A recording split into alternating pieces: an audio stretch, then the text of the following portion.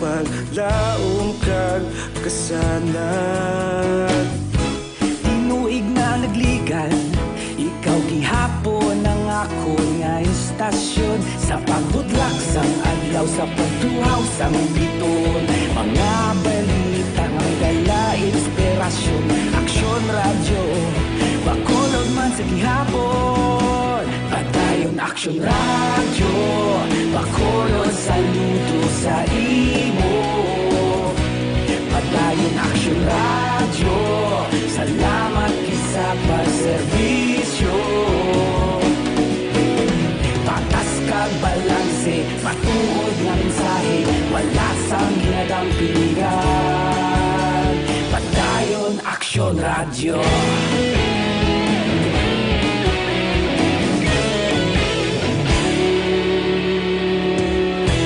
Pagkulong yung kag negosanon, inyong pamatian.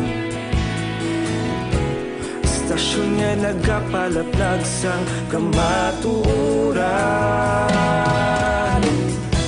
Magbakod nga prinsipyo, reporter handa sa serbisyo. Kahapon, karon kag sa gihapon, kita magapadayon. Tinuig na nagligan, ikaw gihapon ang ako nga istasyon. Sa pagbutlak sang adlaw, sa pagtuhaw sang biton. Mga balita na may dala inspirasyon. Aksyon radyo, bakolod man sa gihapon. Padayon aksyon radyo, bakolod saludo sa imo. Padayon aksyon radyo, salamat kit sa pagserbisyo. Patas kag balanse, matuod na mensahe, wala sang ginadampingan. Padayon aksyon radyo. Una sa balita, una sa aksyon, sa Bacolod Aksyon Radio. Una sa balita, una sa aksyon, sa Bacolod Aksyon Radio. Kita ulog na na'y sabisan anong ang kahintangan. Responsable na pagbalita, pagdayon na ipalaknan. Malasig pero sigurado, aksyon na may dala pagpalanggan.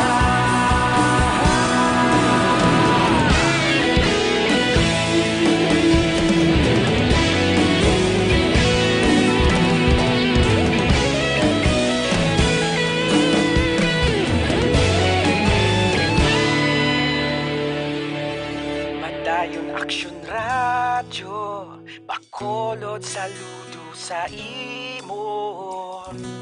Padayon aksyon radyo, salamat kit sa pagserbisyo. Padayon aksyon radyo, bakolod saludo sa imo. Padayon aksyon radyo, salamat kit sa pagserbisyo. Patas kag balanse, matuod nga mensahe, wala sang ginadampingan. Padayon aksyon radyo.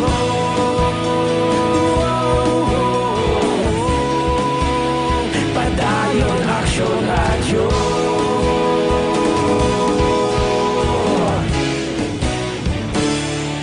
Padayon aksyon radyo.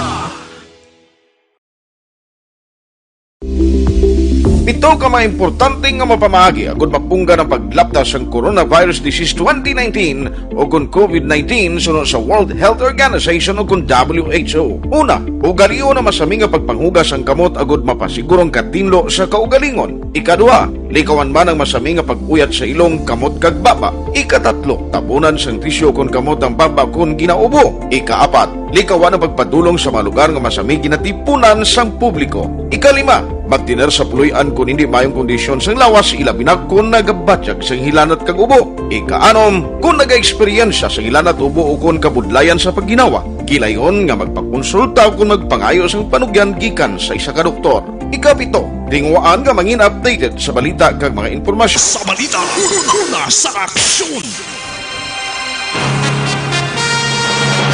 Lasay sa 15 Action Radio Philippines Standard Time kagkaron sa detalye na sang mga balita lokal. Nasapuan ng isa ka bangkay sang 3 ka mga kabataan nga na-missing matapos nga naanod sa suba sa may abkas sa barangay Mandalagan, syudad sang Bacolod, Miyerkules sang hapon. Ginpahayag ni Talisay City CDRRMO Head Jeffrey Gutierrez, ang bangkay sang 15 anyos nga babae nga si Janet Rodriguez ang nasapuan sa may Purok Tumpok Barangay 15 sa may syudad sang Talisay kay nasang aga. Ang biktimang residente sang Purok Santol, Barangay Mandalagan diri sa may Bacolod City. Ginpahayag ni Gutierrez nga nasapuan sang isa ka mangingisda nga nasampay siya tangkop si Rodriguez, rason nga nakig-angot ini sa may Talisay DRRMO kag sa pamilya. Sulo kay Gutierrez mismo ang utod ni Rodriguez ang nag-identify sa biktima. Nagpanumdum si Gutierrez nga likuan ang pagbaligo sa mga suba sa sininga tiyempo, bangod delikado ang hinali nga pagdaludo sang tubig. Nakita tani siya kagina sa aton nga mga kapanangkop dabla sa may Purok Tumpok sa ay sa sang zone 15. Kung nakita siya kagina mga before 6 o'clock na kay nagpanangkop do ang isa na ka-residente na sapuan niya sa iya damping tamkop nga nakasambay. Nabatihan si Jeffrey Gutierrez, ang pamuno sang Talisay City CDRRMO. Samtang temporaryo nga naguntat ang operasyon sang BIR diri sa may syudad sa Bacolod subong adlaw Huwebes sa tuyo nga magpatigayon sang disinfection sa lugar. Kani aging kumpirmara ni Bacolod Vice Mayor Elcida Familyaran ng chairman sa Bacolod IATF. Suno kay Familyaran, base sa iya nakuha ang impormasyon gikan sa mga tratapan, nagdesisyon ang pamunuan sa mga departamento nga magpatigayon sang nagakaigo nga disinfection. Kasunod nga nadiskubrihan nga nagpositibo sa COVID-19 ang isa sang ilang mga kliyente nga nagpadulong sa lugar. Suno sa Vice Alcalde, isa ka authorized person outside residence o kunapor ang mga persona nga nagpaidalom sa RT-PCR test. Apang apisar nga wala pa nagwa ang iya ginapaabot nga resulta, ini ang padayon man sa gihapon nga nagagwa sa iya nga puloy-an. Suno pa kay Familyaran, sang Miyerkules nga adlaw na diskubrihan sang taga BIR nga nalakip ang ngalan sa mga persona sa listahan nga ginpagwa sang DOH Region 6 sa diin ini ang nagpositibo sa COVID-19 infection. Klaro man sang Vice Alcalde nga hindi taga-syudad sang Bacolod ang nagpositibo. Well, confirmed na siya nga ang BIR Subong, yun na disinfect nila, close nila temporarily. And that's why takapal ako ng kinyan. Okay. Kaya may positive patient tira, hindi man siya na nag-visit sa BIR. Dapat yan si Bacolod Vice Mayor Elcida Familyaran. Samtang 74 ka mga pamilya ang apektado sang lockdown nga ginpatuman sa may Hacienda Lumayagan, Barangay Punta Mesa, Banwasang Manapla, Negros Occidental matapos ginag-positibo sa COVID-19 ang 6 ka mga residente. Sunod kay Mayor Manuel Escalante, may mass swab testing man nga ginpatigayon sa mga residente sang lugar para mahibaluan kung apektado man ang mga inisang virus. Padumduman Hulyo 15 sang nag-positibo sa COVID-19 ang 43 anyos nga locally stranded individual o kon LSI sa may Banwasang Manapla, kalakip ang 5 ka mga miyembro sa iyang pamilya. Suno kay Escalante ini nga LSI ang unang nag-negatibo sa COVID-19 apang nagpositibo sa liwat nga RT-PCR test. Sa karon ang Manapla ang may siyam ka mga confirmed COVID-19 cases nga lunsay mga asymptomatic. Lumiyagan, naanom, siya lang niya ang LSI, tapos kinlatnan niya ang iya na 5 ka tagtupod sa balay. At least dira lang nag-concentrate sa ila balay. Dason, I think, dogin swab man ang iba na mga kaingod, negative man sila. Nabatian ang palayag ni Manapla Mayor Manuel Escalante. Kinlatnan niya. Sa iban nga balita lokal, ginpasidunggan sang gobyerno probensyal sang Negros Occidental pagi kay Governor Bong Lacson, Vice Governor Jeffrey Ferrer sang Guniang Panlalawigan Members Department Heads kag Employees si the late Attorney Elvira V. Guanzon. Kini pagi si isa ka seremonya ginpatigayon sa Provincial Capital Grounds subong adlaw Huwebes.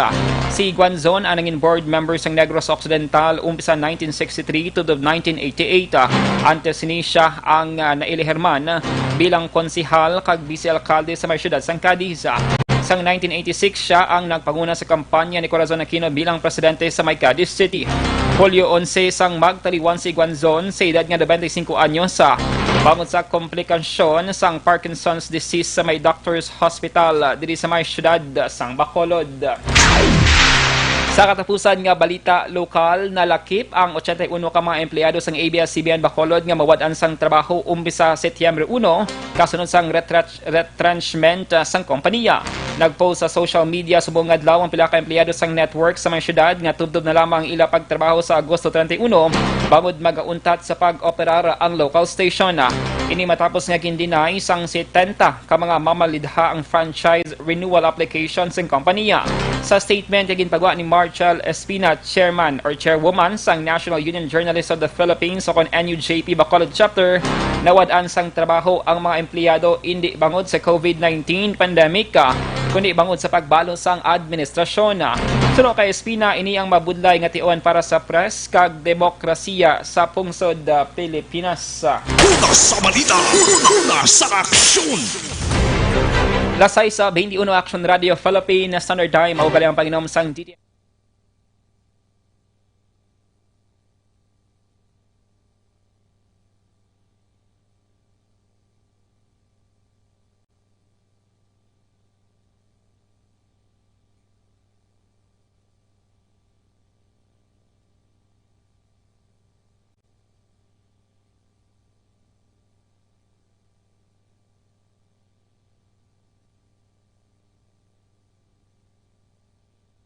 Balita, una sa aksyon.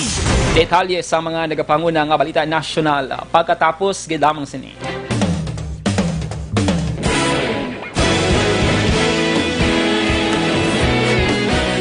Naghakot sang pagpasidungog ang mga katapo programa kag drama sang DYEZ Action Radyo Bacolod sa Tingog kag Handurawan Awards 2020 sang KBP Negros Occidental Chapter. Ladies and gentlemen, our icon of radio in Negros Occidental this year goes to Eduardo de la Fuente.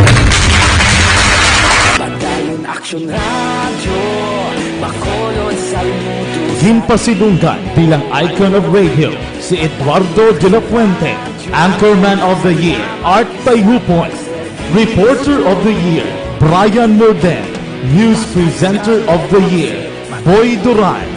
Special Awards for Administrative, Nani Kirao. Best Radio Drama, ang Timbangan sang Katarungan.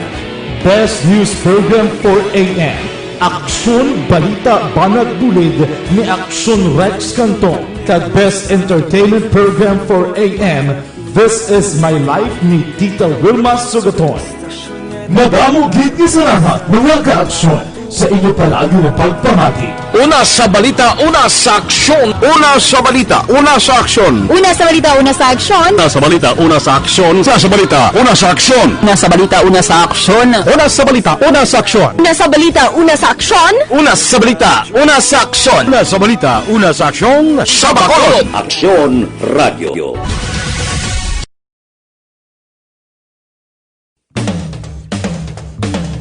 Sa dinami-dami ng usapin ngayon tungkol sa COVID-19, nangingibabaw ang tanong tungkol sa expanded testing. Ano nga ba ang expanded testing? Bago natin sagutin ito, mahalaga munang malaman natin kung ano ang confirmatory test para sa sakit na COVID-19. Ang reverse transcription polymerase chain reaction o RT-PCR ay isang laboratory test na tumutukoy sa mismong virus sa loob ng tao. Ang RT-PCR ang siya lamang test na ginagamit upang makonfirm ang sakit na ito. Kaya nitong alamin kung may virus na sa katawan ng isang tao bago pa man lumabas ang sintomas. Kaya naman sa ating expanded testing, RT-PCR ang ginagamit natin ngayon. Hindi ito katulad ng rapid antibody-based tests o RATs na tumutukoy lamang ng antibodies sa katawan. Sino-sino ang kabilang sa expanded testing? Sa expanded testing, ang mga sumusunod na mga tao na may history of travel sa isang lugar na may COVID-19 o nakisalamuha sa taong may COVID-19 ay sasailalim sa RT-PCR test. Una, mga pasyenteng may malubha at kritikal na kalagayan. Ikalawa, mga pasyenteng may edad 60 pataas, pasyenteng mayroong ibang sakit, o mga pasyenteng may maselang pagbubuntis. Ikatlo, mga pasyenteng may bahagyang sintomas. At ikaapat, iba pa nating kababayan at mga healthcare workers na walang sintomas ngunit may travel history o contact. Mayroon na tayong mga laboratorio na kayang gumawa ng RT-PCR sa Luzon, Visayas at Mindanao. Sa kasalukuyan, layunin ng ating gobyerno na tumaas pa ang health system capacity ng bansa upang matest sina lolo, lola, kuya at ate na pasok sa populasyong kailangan ng testing. Ginagawa natin ito upang mabigyan ng tama at agarang atensyong medikal ang mga pasyente at para matukoy ang iba pang tao na nakasalamuha nila. Mahalaga ang pagpapatest sa paglaban sa pandemya, pero mas mahalaga kung mapapanatili ang kalusugan ng ating katawan. Mas mainam kung lalabanan natin to ng sama-sama. Ika nga, prevention is better than cure. Mag-exercise, kumain ng tama, practice cough etiquette, sundin ang 1 meter rule sa physical distancing, maghugas ng kamay, at higit sa lahat, kung maaari ay magstay at home. Samahan kami sa susunod na video para malaman ang kaibahan ng RT-PCR sa RATs.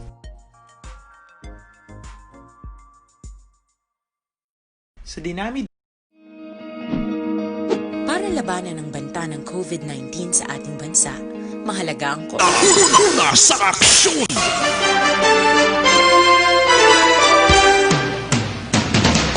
Lasay sa 26 Action Radio Philippines Standard Time kagkaroon sa detalye na sang balita national.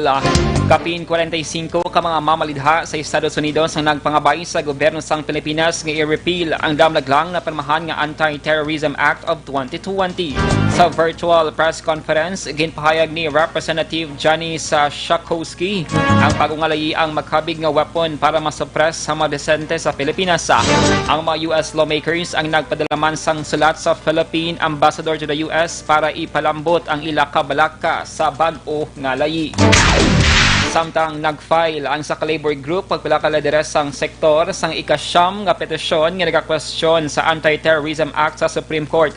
Ginakwestiyon sang Labor Group nga Federation of Free Workers ang deklaro nga definition sang terorismo sa idalom sang Section 4 sang bagong nga layi nga ginpermahan ni Presidente Rodrigo Duterte sadtong Hulyo 3. Nasad sa petisyon sang Labor Group nga yara sila sa peligro nga hingadlan kag pasakaan sang incitement kag pagplano pagsuporta kon paghimo sang terorismo o kung akusahan nga miyembro sang terorista nga grupo.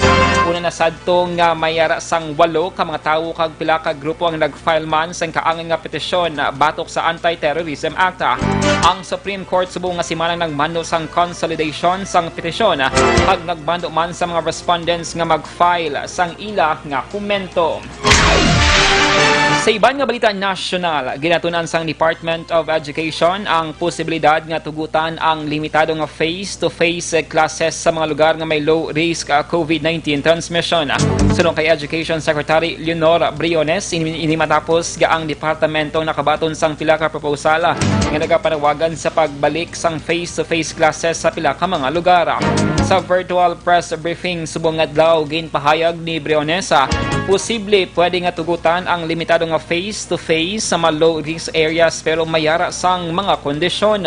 Sunod kay Briones sa tion nga tugutan ang face-to-face classes sa pila ka lugar, ini nga mangin limitado lamang sa isa o kun duha ka adlaw. Ginpathag man sini nga ang mga lugar nga tugutan nga magpatigayon sang physical classes ang dapat una nga usisaon sang National IATF kag kun makapasar ila man i-check ang eskwelahan kung may mga nagakaigo nga lavatories para sa hand washing kag nagakaigo man nga space para sa pagtuman sang physical distancing. Sa balita, sa aksyon! Lasay sa 29 Action Radio Philippines Standard Time. Detalye sang balita international, sports ag entertainment. Pagkatapos, gid lamang sini.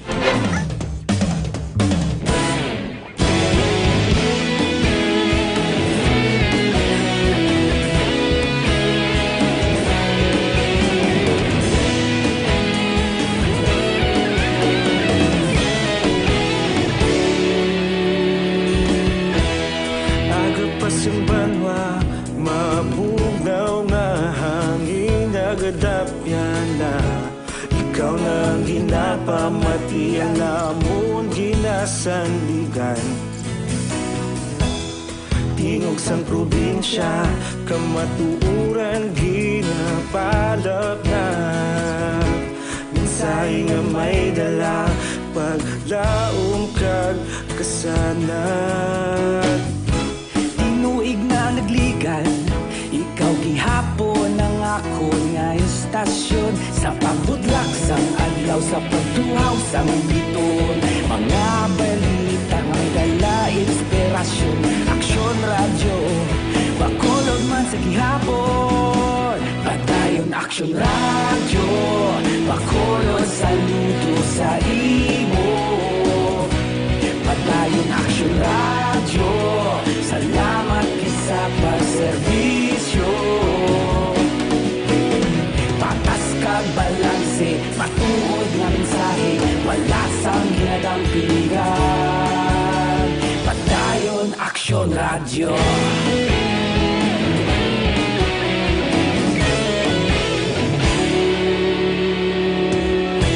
Magkolon kag negosanon inyong pamatian. Istasyon nga nagapalaplag sang kamatuuran. Mabakod nga prinsipyo, reporter handa sa serbisyo. Kahapon, karon kag sa gihapon, kita magapadayon.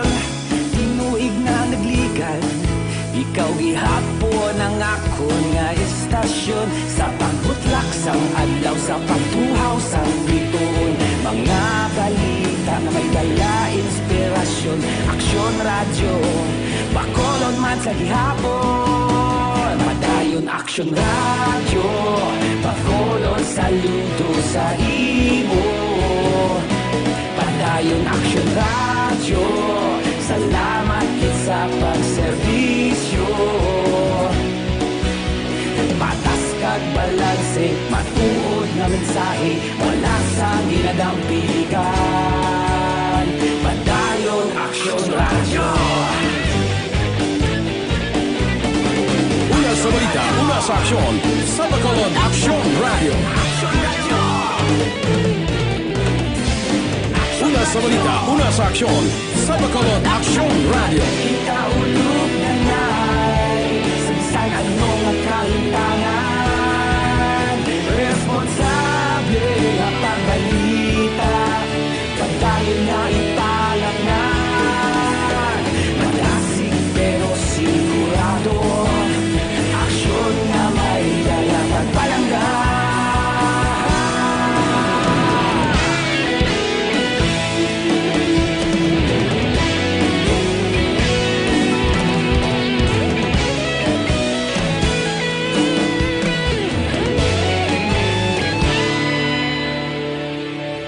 Padayon aksyon radyo, bakolod saludo sa imo.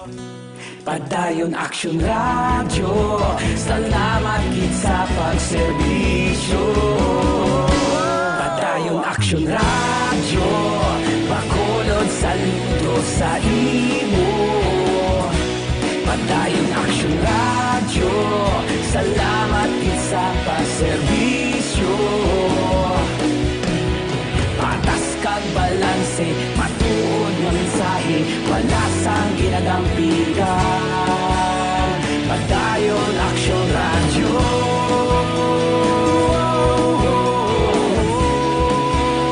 Padayon aksyon radyo.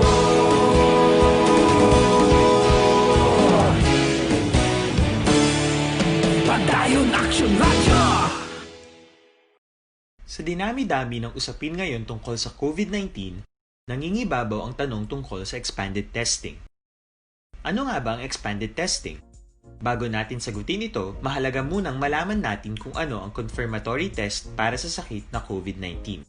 Ang reverse transcription polymerase chain reaction o RT-PCR ay isang laboratory test na tumutukoy sa mismong virus sa loob ng tao. Ang RT-PCR ang siya lamang test na ginagamit upang makonfirm ang sakit na ito. Kaya nitong alamin kung may virus na sa katawan ng isang tao bago pa man lumabas ang sintomas. Kaya naman sa ating expanded testing, RT-PCR ang ginagamit natin ngayon. Hindi ito katulad ng rapid antibody-based tests o RATs na tumutukoy lamang ng antibodies sa katawan. Sino-sino ang kabilang sa expanded testing? Sa expanded testing, ang mga sumusunod na mga tao na may history of travel sa isang lugar na may COVID-19 o nakisalamuha sa taong may COVID-19 ay sasailalim sa RT-PCR test. Una, mga pasyenteng may malubha at kritikal na kalagayan. Ikalawa, mga pasyenteng may edad 6. Una sa balita, una sa aksyon! Kagkaroon sa detalye na sang balita international. Ginanunsyo ni Brazil President Jair Bolsonaro nga liwat ini nga nag-positibo sa COVID-19. Suno sa presidente, wala ini sang may ginabatsyag nga sintomas kag nagausar ini sang anti-malaria drug nga hydrochloroquine umpisa nga nag-positibo ini sa virus tinalikdan nga semana. Ginpathag sa presidente nga wala ini sang may ginarekomendar kag mas maayo nga mag-istorya ang mga nag-positibo sa ilang doktora. Pero sa iyang bahin, nagrekomendar ang military doctor sa iya sang hydroxychloroquine kag ini ang epektibo. Ang presidente nga nag-edad 65 anyos ang magapabilin nga mag-quarantine sa official Alvorada Palace residence kag diri magapadayon sa pagtrabaho paagi sa video conference. Una sa balita, una sa aksyon! Kag sa sports balita, nagapangayo sang pasaylo si PBA Commissioner Willie Marshall kasunod nga ginadilian ng mga fans nga magkadto sa practice sa mga PBA team sa masunod nga semana. Sadto mga fans ang pwede nga makakadto ag makalantaw sa team practices. Sa din pwede sila maka-interact sa mga players, makapalit trato o kon makapa-autograph. Baon sa COVID-19 pandemic, ginadilian ng mga fans nga maglantaw sa practice lakip man ang makatapos ang media. Nagalam si Marshall nga maintindihan sa mga fans ang sitwasyon. Ang mga players kag coaches naman ang ipaidalom sa test antes magbalik sa practice. Una sa balita, una sa aksyon!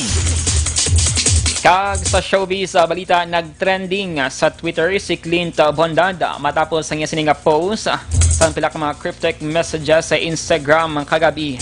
Inipila kadlaw matapos nag-send sang direct message sa aktor nga si Sam Milby nga nagapamangkot kung luyag sini nga mangin client. Si Milby sa karon ang in a relationship sa ex-girlfriend ni Bondad nga si Miss Universe 2018 Catriona Gray. Pila sa mga posts ang nagaunod sang tinaga nga Sam pero hindi sa karon klaro kung sino ang ginatumod ni Bondad.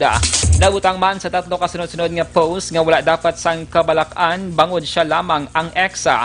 Kay nasang aga Webes, nag-trending man sa Twitter si Catriona Gray.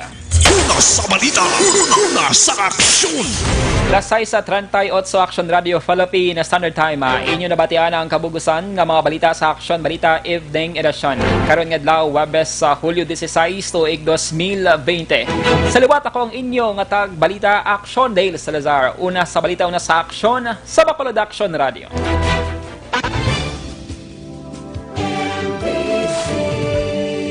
Manila Broadcasting Company. Sa balita, komentaryo, isyu,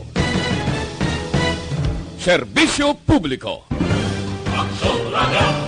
Sa Bacolod, Aksyon Radio! Aksyon Radio!